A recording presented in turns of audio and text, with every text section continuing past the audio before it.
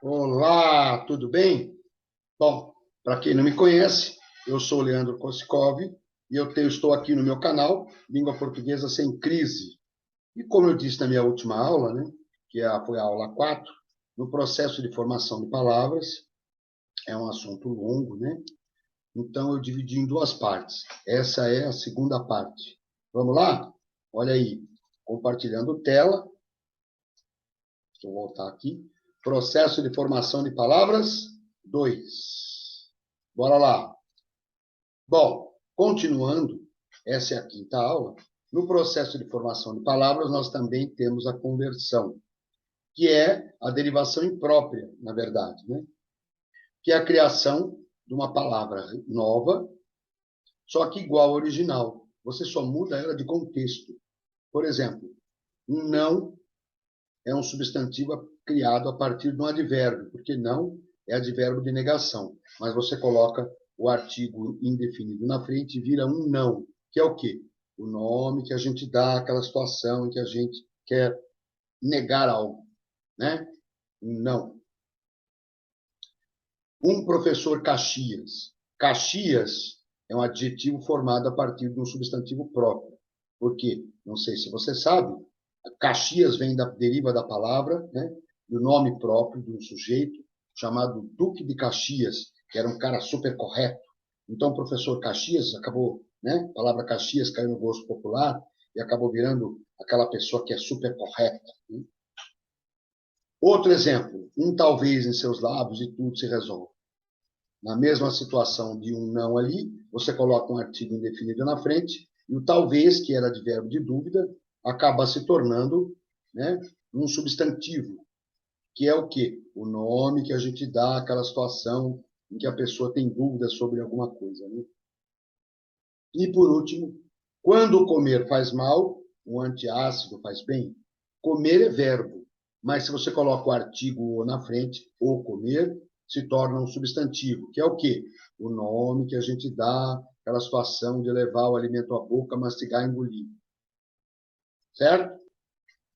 E sempre quando você disser assim, é o nome que a gente dá, já virou substantivo. O nosso próximo é a abreviação, que é muito fácil. É você reduzir uma palavra, né, cortando elementos dela, e assim ela tem o mesmo significado. Por exemplo, em vez de você dizer motocicleta, você fala moto. Em vez de você falar fotografia, você fala foto, fica mais fácil. Em vez de você falar Flamengo, você fala Mengo. E outras palavras. Né?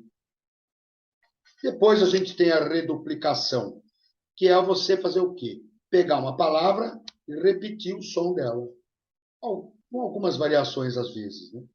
Mas assim, é tipo um processo de onomatopeia. Né? Palavra com carga afetiva acentuada, tal, tipo mamãe, papai.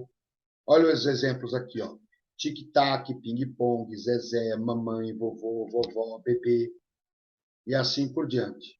Agora, anota a palavra Zezé. Eu peguei um Zé e peguei o outro Zé, né? Ou o mesmo Zé e dupliquei ele. Zé, Zé. Por isso que se chama reduplicação. Próximo é sigla, que é você formar palavras como resultado de agrupamento de letras ou iniciais, né? De sílabas. Né? Por exemplo, títulos, pronomes, expressões. Por exemplo, Enem. O que significa? Ensino Nacional Ensino, Exame Nacional do Ensino Médio, ONU, Organizações das Nações Unidas, FMI, Fundo Monetário Internacional, OVNI, Objeto Voador Não Identificado, Mercosul, Mercado Comum do Sul. E palavra híbrida? O que é palavra híbrida? Bom, às vezes você utiliza para criar nova palavra elementos de origens diferentes. Por exemplo, televisão. Você pega a palavra tele, que vem do grego, significa longe, mais a palavra visione, do latim, né, que significa visão, e junta as duas. Televisão. que é o quê? Visão longe, que na verdade você assiste televisão um pouco à distância. Né? Burocracia.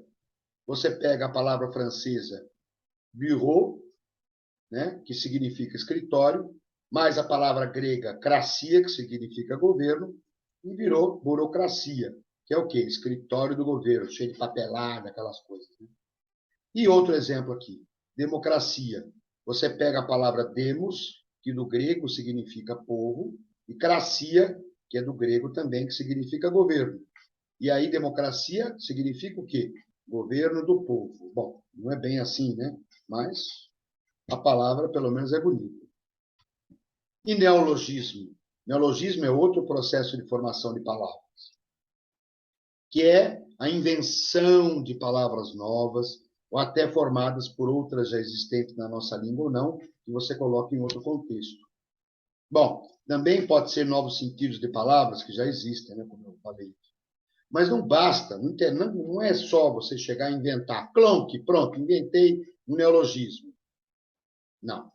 Para se tornar neologismo, precisa cair no gosto popular e bastantes pessoas utilizarem no cotidiano aí.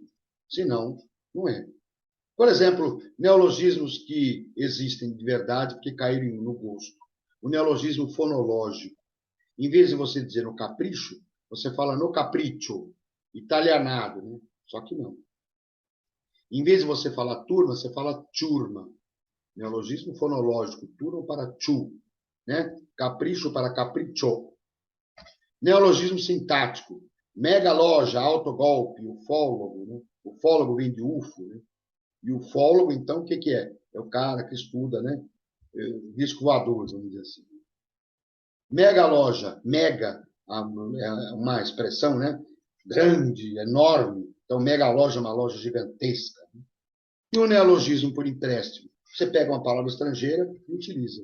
Fashion, kit, arranha-céu, que não é estrangeiro, mas arranha-céu por quê?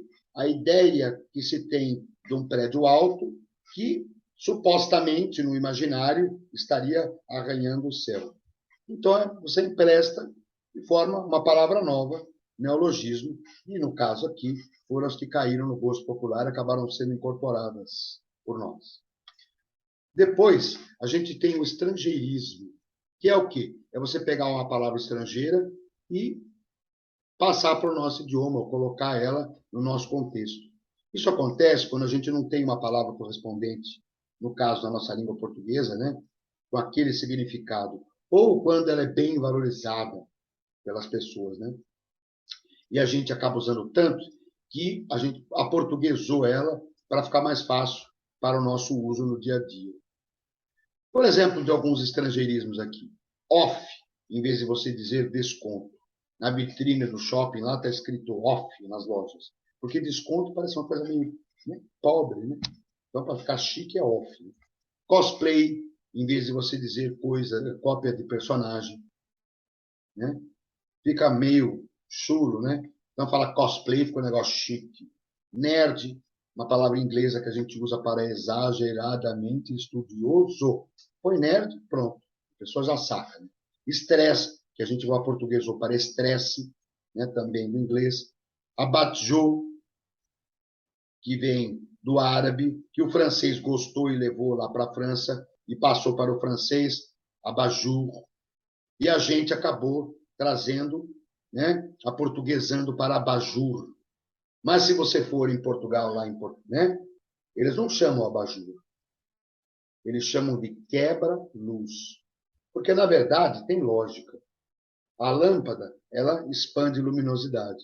Mas se você coloca uma abóboda em cima, aquela abóboda do abajur, o que, que acontece? Em vez da lâmpada expandir, não, ela bate na abóboda e quebra. Quebra-luz. Por isso que eles chamam de quebra-luz.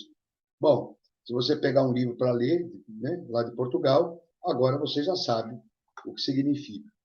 E, claro, não poderia deixar de falar do delete, né, que a gente acabou incorporando de uma maneira grandiosa, né? Virou até verbo, o verbo deletar. Que tem o seu correspondente? Tem, que é excluir ou descartar. Mas a gente prefere delete. Vou deletar você do meu WhatsApp.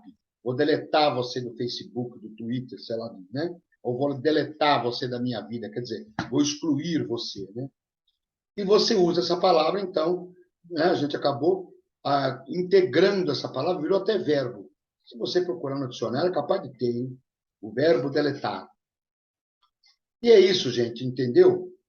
A nossa aula de hoje, né, o processo de formação de palavras terminou, que eu já dei a 1 e 2, essa é a quinta aula, portanto. E eu espero que você tenha gostado e dá um likezinho, um joinha aí para mim, né? E qualquer dúvida que você tiver, coloca aqui nos comentários que eu respondo. Valeu? Tchau, eu sou Leandro Kosikov e esse é o meu canal Língua Portuguesa Sem Crise. Bye!